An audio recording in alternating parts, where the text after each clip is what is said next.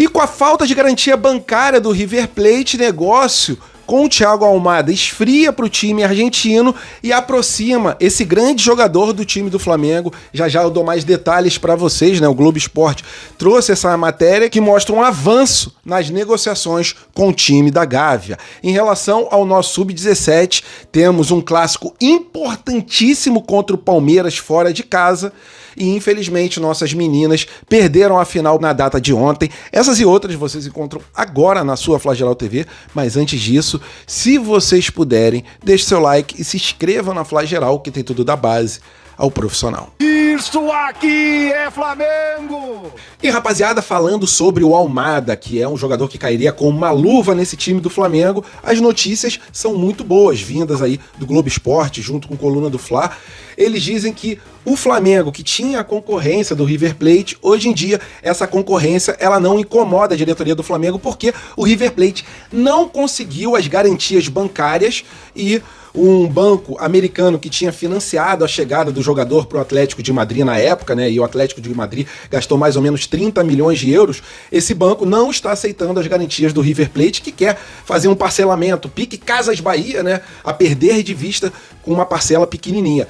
E o Flamengo ele consegue ter essas garantias bancárias, né? Segundo o Globo Esporte, as negociações avançaram bastante nesses últimos dias pelo Almada, que não recebeu até agora uma proposta da Europa, essa é a verdade, né? E o jogador que seria ali a cereja do bolo na contratação rubro-negra nessa janela do meio do ano, sabe que o Flamengo tem bala na agulha e o banco americano sabe que o Flamengo pode pagar uma parcela mais alta em menos vezes. Então, segundo o Globo Esporte, a concorrência do River Plate ela não incomoda mais. Com isso, a única situação que poderia tirar o jogador do Flamengo, e é uma situação bem plausível, é de chegar uma proposta de um clube europeu, né? Até agora não chegou nenhuma proposta. O caso dele, ao meu ver, é parecido com o caso do Carrascal, que foi para a Copa do Mundo, né? A diretoria do Flamengo achando que o jogador iria se valorizar nesse grande torneio, só que o Carrascal mal teve chances. E aí o jogador se desvalorizou, assim como o Luiz Henrique e também o Thiago Almada, né? O Thiago Almada ele começou como titular da seleção da Argentina,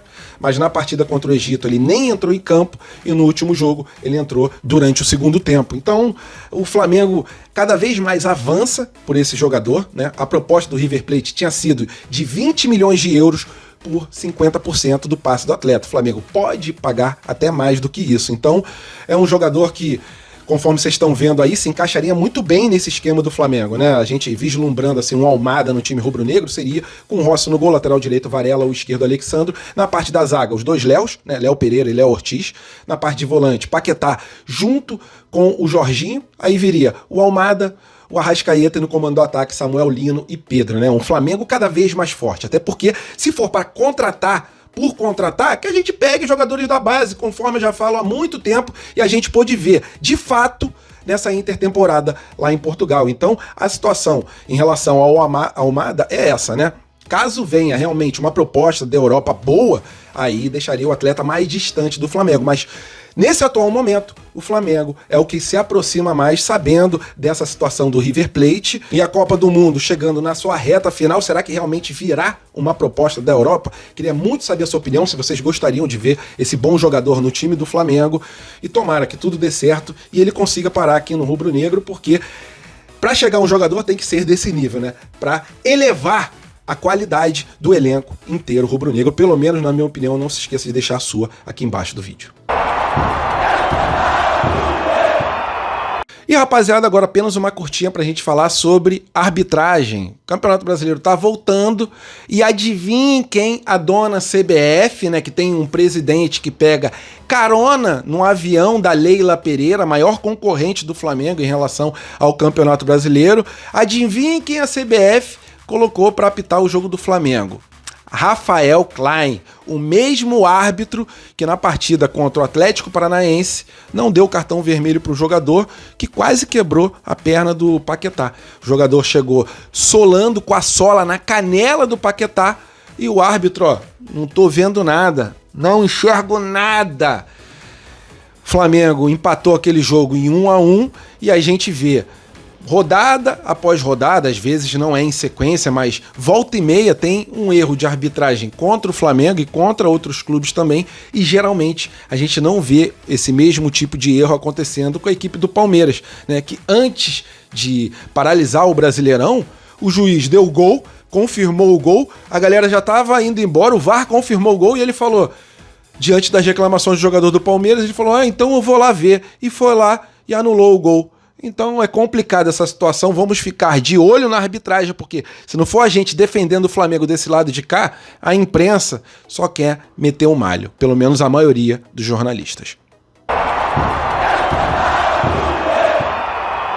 Rapaziada, falando sobre o nosso Sub-17 e sobre as nossas meninas, né? Vou começar falando sobre o Sub-17, que na data de amanhã tem um grande clássico contra o Palmeiras, fora de casa, então a gente já sabe que será um jogo carne de pescoço, muito difícil, mas o Flamengo, pelo menos no último jogo, conseguiu uma vitória, saiu de uma posição que estava muito incômoda, ainda está mal na tabela de classificação do Campeonato Brasileiro, conforme vocês estão vendo aí, mas pelo menos conseguiu os 3 pontos, né?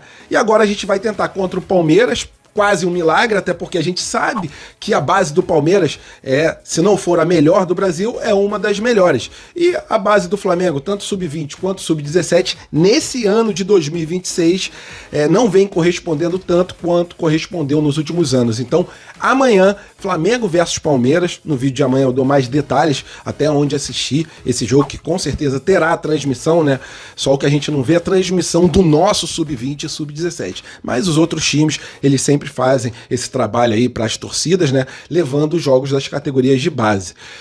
E falando sobre as nossas meninas, né? Ladies Cup, aconteceu a final ontem contra o Palmeiras e infelizmente saímos com resultado negativo. O Palmeiras abriu 3-0 logo no primeiro tempo, mas antes de abrir os 3-0, de abrir o placar, na verdade, o primeiro gol, o Flamengo estava batendo de frente, estava chegando com muita qualidade no ataque e infelizmente tomamos um gol e por uma desatenção ali da defesa, tomamos o segundo e o terceiro. E aí, no começo do segundo tempo, até marcamos o nosso gol, mas aí, no final do jogo, não deu pra gente conseguir igualar o placar, que levaria o jogo pros pênaltis, e infelizmente o Palmeiras foi campeão, mas a gente dá os parabéns para as nossas meninas, né? A gente sabe que categorias de base, futebol feminino, não tem tanto a atenção quanto do time profissional, e é lógico, né? O time profissional, ele gera mais dinheiro e ele demanda de uma atenção maior, mas mesmo assim estão de parabéns as nossas meninas, mesmo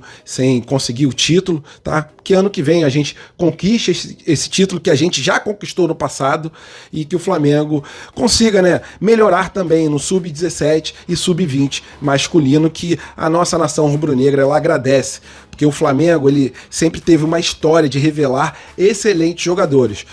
E tendo chances, esses jogadores do Sub-20 no time profissional, mesclando, né, jogadores inexperientes com jogadores experientes, a gente vê que dá liga, como foi nessa intertemporada do Flamengo. E é isso. Se gostaram do vídeo, por favor, deixe seu like e se inscreva na Fla Geral, que tem tudo da base ao profissional.